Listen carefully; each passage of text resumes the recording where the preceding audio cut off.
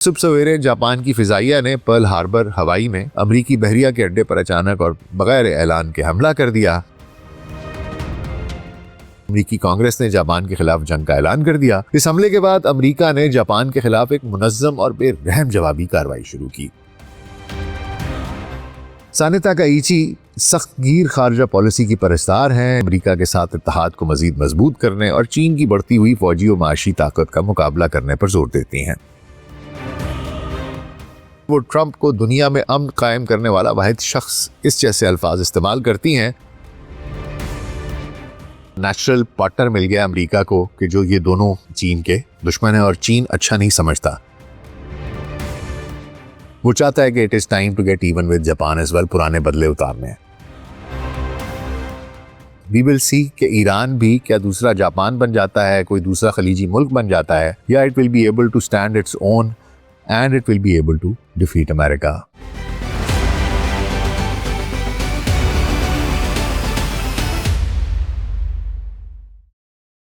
Global search podcast doctor Nasir Baig کے ساتھ آپ کی خدمت میں حاضر ہیں جی۔ السلام علیکم۔ ایران، امریکہ، اسرائیل جنگ جاری ہے۔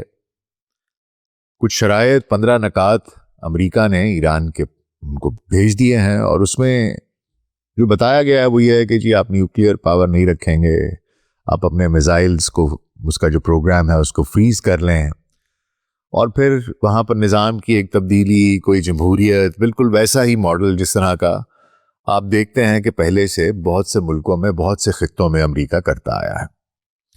اچھا، اسی طرح ابھی حالیہ ایک دورہ ہوا ہے جاپان کی وزیر اعظم سانے تاکائیچی کا امریکہ کا، اور اس کو بہت تنقید کا نشانہ بنایا جا رہا ہے، کیونکہ اس میں جس قسم کے معاہدے کیے گئے ہیں وہ ایسا نہیں لگتا کہ دو ممالک جن کی کہ آپس میں ایک برابری کی شراکت داری ہے وہ آپس میں معاہدہ کر رہے ہیں۔ ایک ماسٹر سلیو ریلیشن شپ آپ کو دکھائی دیتا ہے۔ تو یہ بڑا ضروری تھا کہ اس تناظر کو سمجھا جائے کہ یہ کہانی ہے کیا، اور یہ دیکھا جائے کہ ان کا رشتہ کیا ہے اور کس طریقے سے یہ ڈیولپ ہوا اور آج کس نہج پر یہ کھڑے ہیں۔ اس میں سبق ہے کہ شاید کس طریقے سے امریکہ دوسرے ممالک کو دیکھتا ہے، ان سے کس قسم کا رشتہ استوار کرنا چاہتا ہے، جس میں کہ اس کی بالادستی ہو اور دوسرا ملک ایک سلیو کے طور پر رہے، جب چاہیں اس کے نیچے سے کہتے ہیں پل دا رگ، اور اس کے بعد وہ ٹاپل کر دیے جائے۔ تو یہ بڑا ایک انٹرسٹنگ سی کہانی ہے، میں چاہ رہا تھا کہ یہ آپ کی خدمت میں ضرور پیش کی جائے۔ میں چاہوں گا ابتدا ہم سانائے تاکائیچی سے کریں، جو اکتوبر 2025 میں جاپان کی پہلی خاتون وزیر اعظم منتخب ہوئیں۔ لبرل ڈیموکریٹک پارٹی کی رہنما اور پارٹی کی صدر منتخب ہونے کے بعد پارلیمنٹ نے انہیں وزیر اعظم کا عہدہ دیا۔ انتہائی قدامت پسند سیاستدان سمجھی جاتی ہیں، سابق وزیر اعظم شنزو آبے کی قریبی شاگرد رہی ہیں، اور آبے کی خارجہ پالیسی، خاص طور پر دفاعی مضبوطی، آئین کی نظر ثانی اور چین کے خلاف سخت موقف کو وہ جاری رکھنے کی حامی ہیں۔ سانے تاکائیچی سخت گیر خارجہ پالیسی کی پرستار ہیں، جاپان کی دفاعی صلاحیتوں کو بڑھانے، امریکہ کے ساتھ اتحاد کو مزید مضبوط کرنے اور چین کی بڑھتی ہوئی فوجی و معاشی طاقت کا مقابلہ کرنے پر زور دیتی ہیں۔ امریکی صدر ڈونلڈ ٹرمپ کی تعریف کرنے والی رہنماؤں میں سر فہرست ہیں، مشہور ہیں اس کے لیے۔ ٹرمپ کے جاپان کے دورے میں کے دوران بھی یہ چیز دیکھی گئی، اور پھر خود جب یہ واشنگٹن ابھی آئی ہیں تو ان کا رویہ ایسا احترام کا، تعریف کا اور ذاتی قربت سے بھرا ہوا دکھائی دیتا ہے۔ آن لائن کلپس میں، میمز میں ان کے ٹرمپ پر کھلے عام فریفتہ ہونے اور تعریف کرنے کے مناظر وائرل ہو گئے، جن میں وہ ٹرمپ کو دنیا میں امن قائم کرنے والا واحد شخص اس جیسے الفاظ استعمال کرتی ہیں، بعض اوقات تو شہباز شریف کو بھی پیچھے چھوڑ جاتی ہیں۔ یہ رویہ کچھ حلقوں میں فریفتگی کے طور پر مذاق کا موضوع بن گیا ہے۔ لوگ میمز بنا رہے ہیں کہ جناب کوئی دیکھے تو ایسے دیکھے آپ کی طرف جیسے کہ جاپان کی وزیر اعظم ٹرمپ کے صدر کو دیکھتی ہیں۔ خیر، اس کے پیچھے بعض لوگ کہتے ہیں کہ جاپان کی اسٹریٹجک ضروریات بھی کار فرما ہیں۔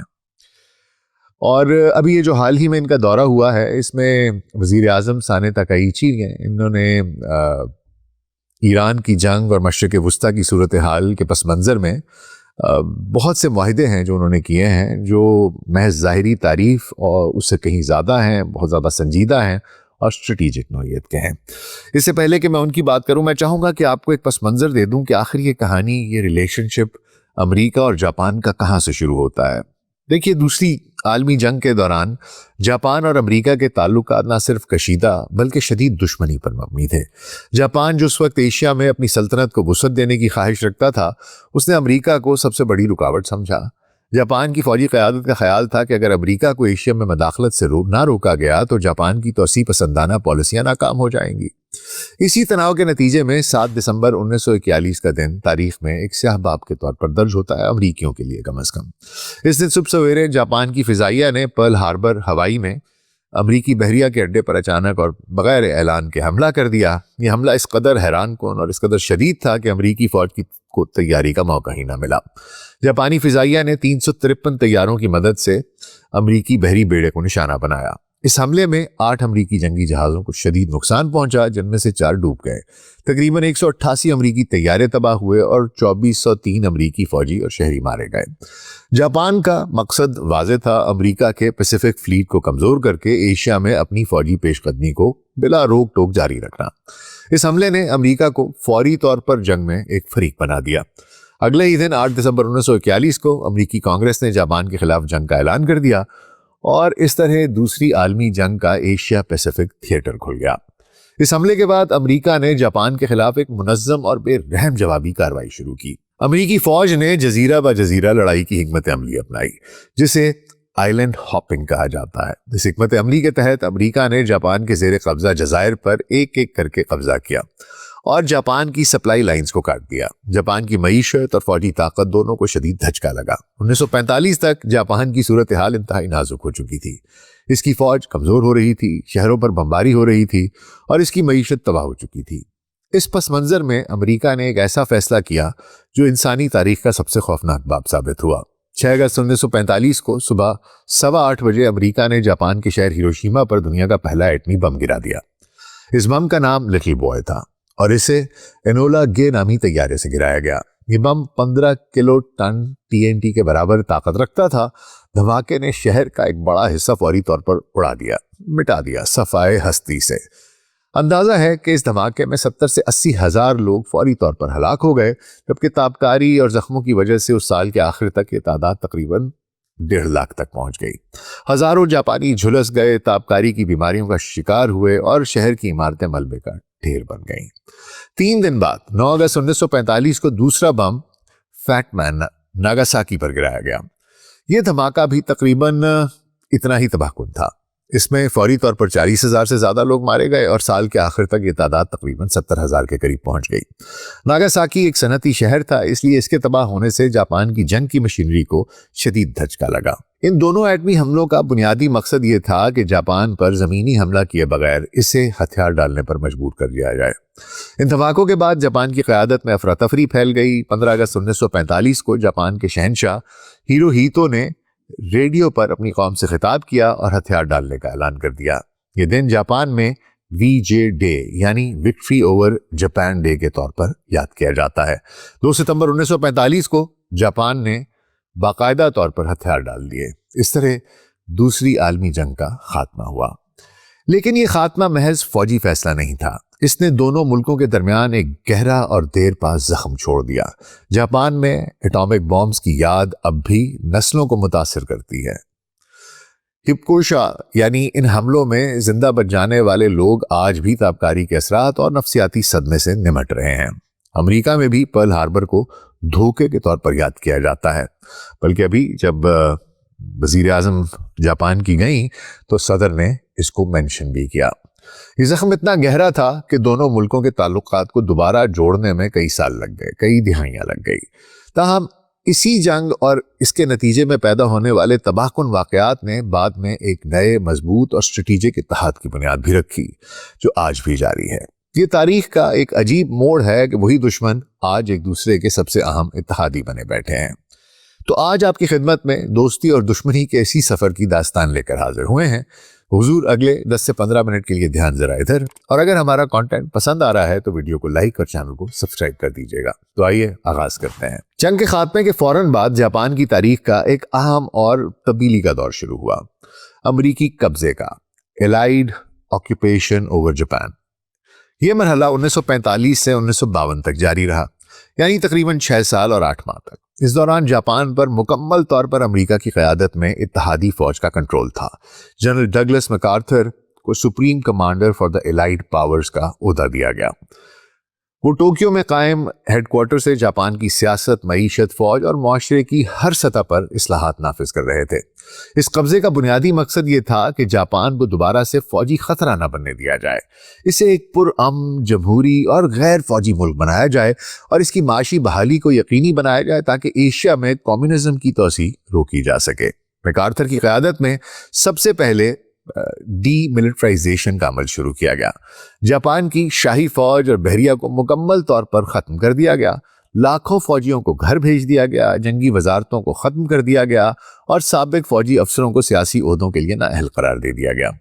جنگی جرائم کی ذمہ دار جو بھی تھے لوگ، ان کے خلاف ٹوکیو ٹرائلز منعقد کیے گئے۔ اس کے علاوہ جاپان کی بڑی صنعتی کمپنیوں زیباتسو تھی، اس کو توڑنے کی کوشش کی گئی تاکہ معاشی طاقت چند خاندانوں کے ہاتھ میں مرتکز نہ رہے۔ یہ سب اس لیے کیا گیا کہ جاپان کی فوجی توسیع پسندی کی جڑیں ہمیشہ کے لیے کاٹی جا سکیں۔ اس قبضے کا سب سے اہم اور دیر پا عمل نیا جاپانی آئین تھا، اس کی تشکیل تھی جو 1947 میں نافذ ہوا۔ اس آئین کو بعض اوقات میکارتھر آئین یا میکارتھر کانسٹیٹیوشن بھی کہا جاتا ہے، کیونکہ اس کا مسودہ، اس کی تیاری میں امریکی حکام کا بہت بڑا کردار تھا۔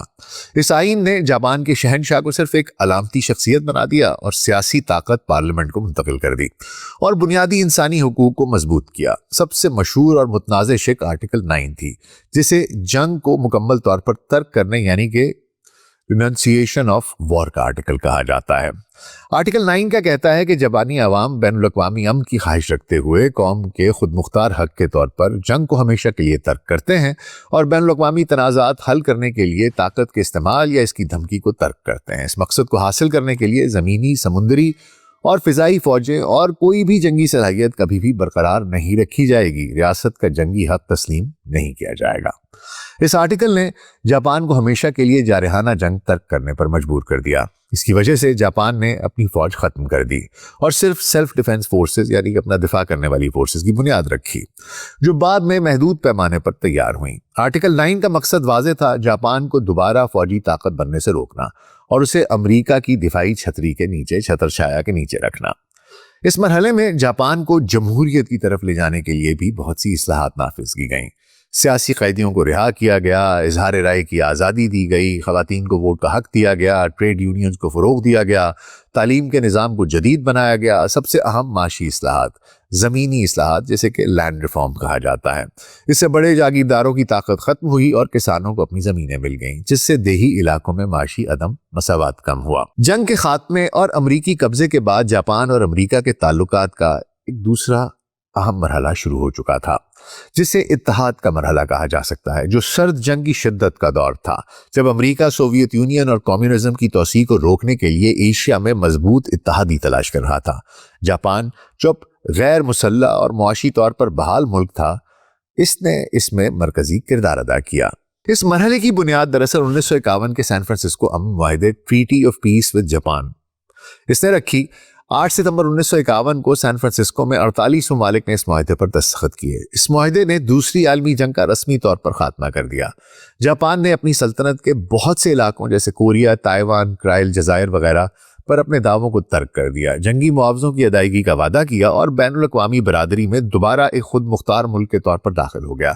قبضہ ختم ہوا اور 28 اپریل 1952 کو یہ معاہدہ نافذ العمل ہو گیا۔ اسی دن امن معاہدے کے ساتھ ساتھ امریکہ جاپان سیکیورٹی ٹریٹی بھی ہوئی، جسے security treaty between the United States and Japan بھی کہتے ہیں، اس پہ بھی دستخط ہو گئے۔ اس معاہدے نے جاپان کو امریکی دفاعی چھتری یعنی کہ ان کی ڈیفنس امبریلا کے نیچے لا کر کھڑا کر دیا، جبکہ جاپان کی آئین کی آرٹیکل 9 کی وجہ سے خود کو فوجی طور پر محدود رکھنا پڑا۔ وقت کے ساتھ ساتھ جاپان میں یہ احساس بڑھا کہ 1951 کا معاہدہ جاپان کو برابر کا پارٹنر نہیں سمجھتا بلکہ ایک ماسٹر سلیو ریلیشن شپ ہے۔ اس لیے 1950 کی دہائی کے آخر میں دونوں ملکوں نے اس پر نظر ثانی کا فیصلہ کیا۔ 1960 میں اس معاہدے میں اہم تبدیلیاں کی گئیں اور اسے treaty of mutual cooperation and security between the United States and Japan کا نام دیا گیا۔ اس نظر ثانی شدہ معاہدے کے تحت امریکہ نے جاپان پر حملے کی صورت میں اس کا دفاع کرنے کا وعدہ کیا، میوچل ڈیفنس کمٹمنٹ. امریکی فوج کو جاپان سے باہر استعمال کرنے سے پہلے جاپان سے مشاورت یعنی کہ پرائر کنسلٹیشن ضروری قرار دے دی ان فوجیوں کی جو کہ وہاں اسٹیشنڈ ہیں جاپان میں. امریکہ کا جاپان کے اندرونی تنازعات میں مداخلت کا حق ختم کر دیا گیا. معاہدے کی مدت 10 سال مقرر کی گئی جس کے بعد 1 سال کی نوٹس پر کوئی بھی فریق اسے ختم کر سکتا ہے. یہ معاہدہ آج بھی موجود ہے اور امریکہ جاپان اتحاد کی بنیاد بنا ہوا ہے. اس نے دونوں ملکوں کو ایک دوسرے کا اہم اسٹریٹجک پارٹنر بنا دیا. اس دفاعی معاہدے کا بنیادی مقصد کمیونزم کے خلاف ایک مضبوط محاذ قائم کرنا تھا. سرد جنگ کے دور میں سوویت یونین کی بڑھتی ہوئی طاقت کو روکنا امریکی خارجہ پالیسی کا مرکزی حصہ تھا. جاپان کو ایشیا میں ایک اہم اینٹی کمیونسٹ اڈے کے طور پر دیکھا گیا. پھر کوریائی جنگیں آئیں 1950 سے 1953 تک کی. اس کے دوران جاپان نے امریکہ کی بہت مدد کی. اگرچہ جاپان کی فوج نہیں تھی لیکن جاپان امریکی فوج کے لیے ایک بہت بڑا لاجسٹک بیس بن گیا. جاپانی فیکٹریوں نے امریکی فوج کے لیے گاڑیاں، ساز و سامان، خوراک اور دیگر سپلائیز تیار کی.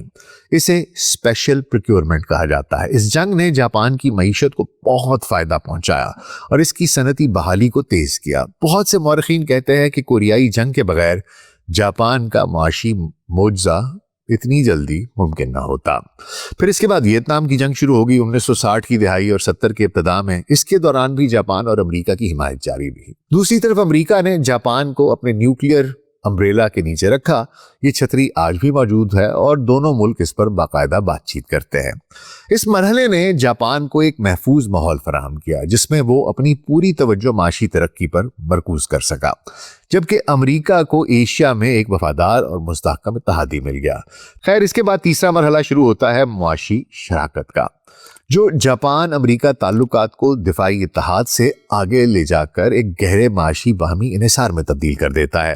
یہ مرحلہ 1950 کی دہائی سے 1980 کی دہائی تک پھیلا ہوا ہے جب جاپان نے انسانی تاریخ کا سب سے حیران کن معاشی معجزہ جسے جاپانیز اکنامک میریکل کہتے ہیں وہ انجام دیا.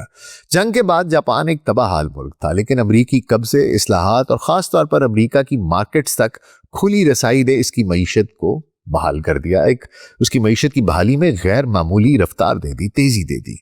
امریکہ نے جاپان کو اپنی بڑی کنزیومر مارکیٹ تک رسائی دی جہاں جاپانی مصنوعات، خاص طور پر ان کی آٹوموبائل، الیکٹرانکس، اسٹیل، مشینری اور کیمیکلز کو بغیر بھاری ٹیرف کے فروخت کرنے کے اس کا موقع ملا.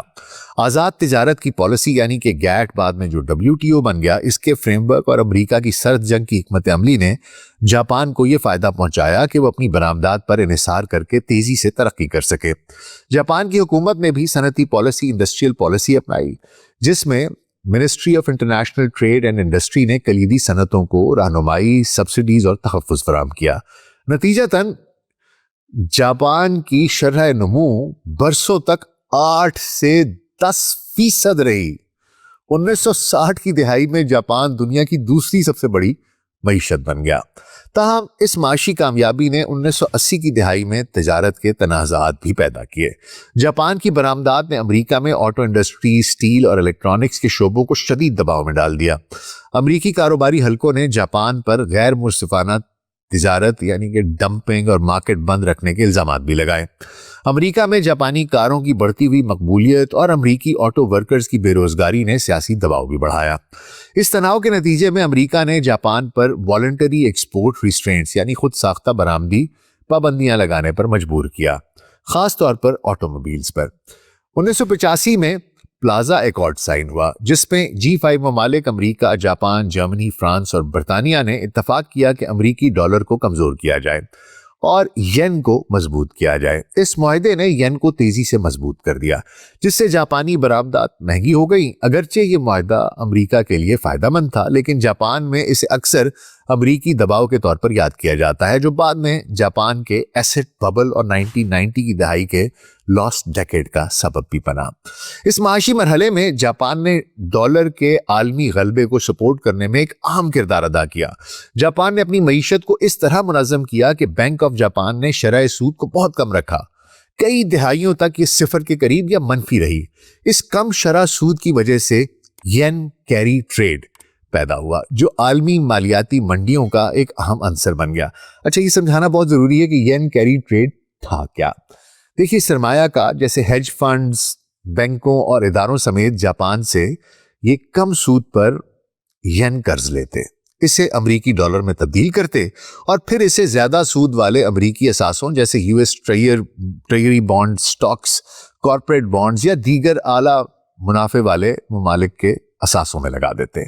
इससे इन्हें सूद की शरह के फर्क यानी कि इंटरेस्ट रेट डिफरेंशियल का फायदा मिलता, क्योंकि उधर तो दे नहीं रहे सूद और इधर पैसे दिए और उधर से सूद ले रहे हैं।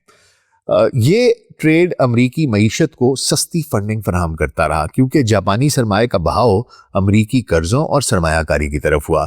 इसने डॉलर की तलब बढ़ाई और इसकी बालादस्ती को मजबूत किया।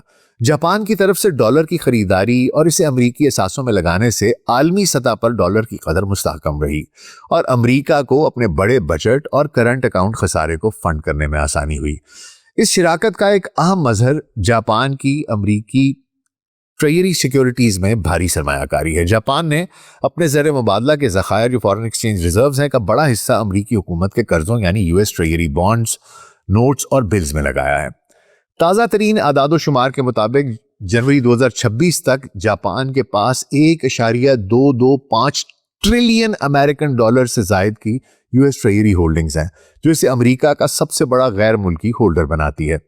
ये सरमायाकारी जापान के लिए महफूज और निस्बतन मुस्तहकम वापसी का असासा भी है, जबकि अमरीका के लिए ये इसके कर्जों को सस्ता और काबिल इंतजाम बनाती है। जापान की ये पॉलिसी डॉलर के इस्तेहकाम को यकीनी बनाने में मददगार साबित हुई, क्योंकि जापान जैसे बड़े खरीदार के बगैर अमरीकी कर्जों की लागत बढ़ सकती थी। इसके बाद चौथा मरहला शुरू होता है जदीद ताउन का, जो सर्द जंग के खात्मे के बाद भी जापान और अमरीका के दरमियान इत्तेहाद को ना सिर्फ बरकरार रखे हुए है, बल्कि इसे मजीद गहरा, जामे और कसीरुल-जहती बना रहा है। 1990 की दहाई से लेकर आज तक ये मरहला जारी है, जिसमें दिफाई, माशी, टेक्नोलॉजिकल और इंफ्रास्ट्रक्चरल ताउन ने एक नई शक्ल इख्तियार कर ली। सर्द जंग के दौरान कम्युनिज्म के खिलाफ इत्तेहाद की बुनियाद थी, लेकिन इसके बाद ये ताउन चीन की बढ़ती हुई ताकत, शुमाली कोरिया की जौहरी खतरे और आलमी सतह पर सप्लाई चेन की सलामती जैसे नए चैलेंजेस का मुकाबला करने के लिए तब्दील हो गया।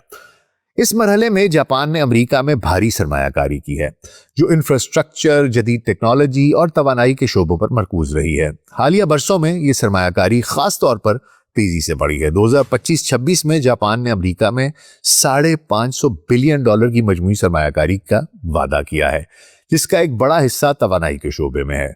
मार्च 2026 में वजीर आजम साए तकाइची के व्हाइट हाउस दौरे के दौरान दोनों ममालिक ने $73 बिलियन के नए प्रोजेक्ट्स का ऐलान किया है, जो इस सरमायाकारी का दूसरा मरहला है। इन मुआहिदों में मैं चाहता हूं कि दिफाई और टेक्नोलॉजिकल जो ताउन के हैं मुआहिदे हैं, उनके बारे में बस कुछ आपको बता दूं कि दोनों ममालिक missile production, air defence systems और जदीद टेक्नोलॉजी पर मुश्तरका तौर पर काम कर रहे हैं।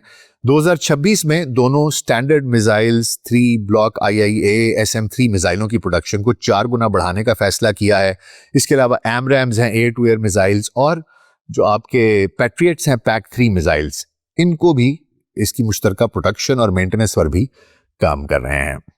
जापान में अमरीकी फौजी अड्डों की मेज़बानी इस इत्तेहाद का एक अमली मज़हर है। अमरीका के तकरीबन 55,000 से 60,000 फौजी एहलकार जापान में अभी भी तैनात हैं, जो उसके मुख्तलिफ ओकिनावा और योकोशुआ इस तरह के मुख्तलिफ जज़ायर पर मौजूद हैं, और ये बताते हैं कि ये रिश्ता अभी भी उसी तरीके से मजबूत है।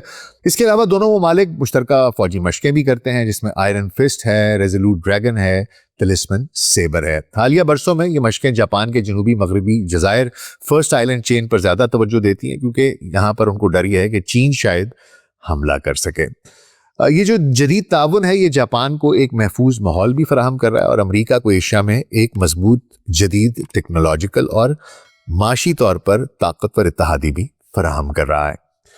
अच्छा, हालिया मामलात में अब जरा आपको बता दूं कि क्या हुआ है कि मार्च 2026 में ये जो वजीर आजम हैं साने तकाइची, इनका व्हाइट हाउस का सरकारी दौरा ये बहुत तवज्जो का मरकज़ है।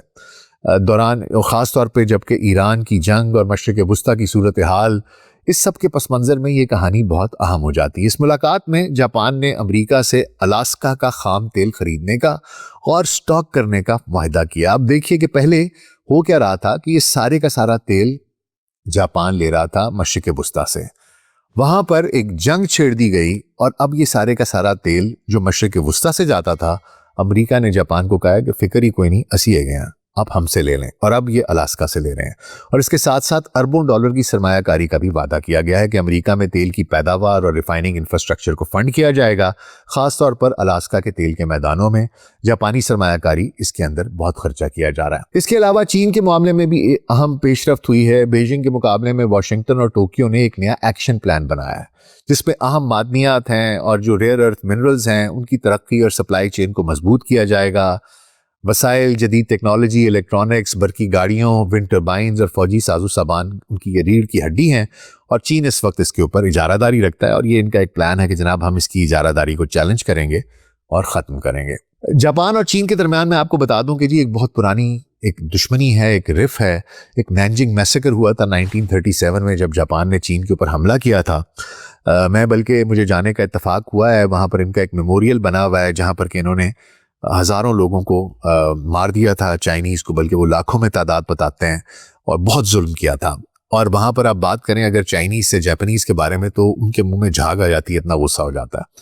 تو یہ اس لیے ایک بڑا نیچرل پارٹنر مل گیا امریکہ کو کہ جو یہ دونوں چین کے دشمن ہیں، اور چین اچھا نہیں سمجھتا، وہ چاہتا ہے کہ it is time to get even with Japan as well, پرانے بدلے اتارنے ہیں، تو جب بھی موقع ملے گا وہ کرے گا۔ اچھا، ایک اور بہت انٹرسٹنگ بات یہ ہے کہ اس دورے میں وزیر اعظم تکائیچی نے ٹرمپ کے تجویز کردہ گولڈن ڈوم میزائل ڈیفنس سسٹم میں جاپان کی شمولیت کا بھی انہوں نے یہ خواہش کا اظہار کیا ہے، اور یہ نظام جدید خلائی وہ جو اسپیس سے وہاں سے انٹرسیپٹرز پر مبنی ہے کہ وہاں سے ان کو انٹرسیپٹ کیا جائے گا، آپ کو ارلی وارننگ آئے گی، اور امریکہ اور اس کے اتحادیوں کو جدید میزائل حملوں سے بچانے کے لیے ڈیزائن کیا جا رہا ہے، جس کے لیے میں نے آپ کو اوپر بتایا کہ یہ پیٹریٹس، پیک 3 اور SM-3 کی جدید میزائلوں کی مشترکہ پیداوار بھی کر رہے ہیں۔ یہ جو سمٹ ہے یہ جاپان کی واشنگٹن پر انحصار کو دوبارہ تقویت دے سکتا ہے، کیونکہ جاپان نے توانائی، معدنیات، میزائل ڈیفنس اور دفاعی پیداوار میں امریکہ کے ساتھ گہری شراکت کا وعدہ کیا ہے۔ لیکن اس کے ساتھ ساتھ یہ امریکہ کی مشرقی ایشیا میں بالادستی کے آہستہ آہستہ خاتمے کی ایک اہم کڑی بھی ثابت ہو سکتا ہے۔ کیوں؟ کیونکہ ٹوکیو دوسرے امریکی اتحادیوں کے لیے ایک اہم سبق پیش کرتا ہے۔ اگر آپ امریکہ پر مکمل انحصار کرتے ہیں تو آپ اس کے غلام بن جاتے ہیں۔ یہ ایک خطرناک لین دین ہے، آپ کے ساتھ صرف اور صرف ماسٹر سلیو کا ریلیشن شپ بنایا جائے گا، اور یہی ماڈل امریکہ نے بعد میں بہت سے ملکوں میں جاری بھی رکھا۔ بعض کو تو اس نے تباہ و برباد ہی کر دیا، جیسے عراق وغیرہ میں۔ دوسرا ماڈل آپ کو خلیجی ممالک میں دکھائی دیتا ہے جہاں پر اپنے اڈے قائم کیے ہوئے ہیں، وہ کہ ان کے میزائل کو انٹرسیپٹ کیا جا رہا ہے، اور لیکن کتنا خرچہ ہے، billions and trillions of dollars ہیں جو خلیجیوں نے وہاں پر رکھے ہوئے ہیں۔ بہرحال ان ٹائمز ٹو کم وی ول سی کہ ایران بھی کیا دوسرا جاپان بن جاتا ہے، کوئی دوسرا خلیجی ملک بن جاتا ہے، یا it will be able to stand its own and it will be able to defeat امریکہ۔ Let's see what happens. اپنا بہت خیال رکھیے گا، شکریہ۔